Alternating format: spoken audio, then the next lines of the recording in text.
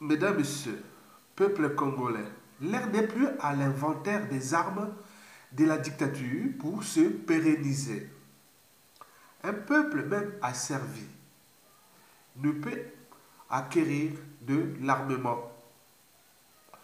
Dans l'histoire de la Révolution française, de 7 octobre en Russie, puis celle récemment de l'insurrection populaire au Burkina Faso et au Mali, un peuple se soulève et arrache sa liberté avec ses moyens de bord. Ce soulèvement populaire est un élan de solidarité et de liberté. La famille ici est en reste. Deux membres d'une même famille peuvent se retrouver dans des camps antagonistes, c'est-à-dire opposés. Ici, il n'y a pas de sentiment. Au Congo, actuellement, ces deux forces sont en présence. Il y a d'un côté celle de ceux ou celles qui ont choisi la servitude, l'aliénation et l'accompagnement des intérêts financiers étrangers.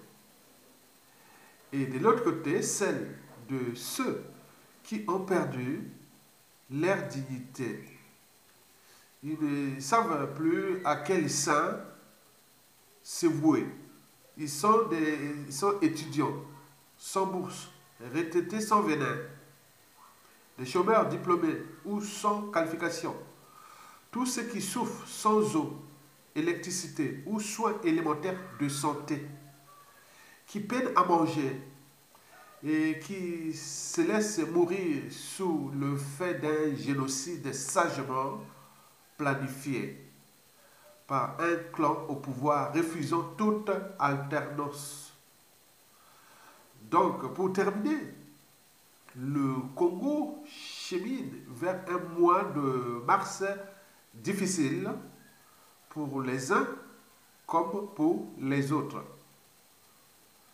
Le pouvoir qui, après des années, n'a pas su garantir une bonne gouvernance et qui a surendetté le pays, qui l'a ruiné et détruit, doit faire preuve d'un sursaut patriotique et donner libre cours à une transition politique consensuelle et pacifique.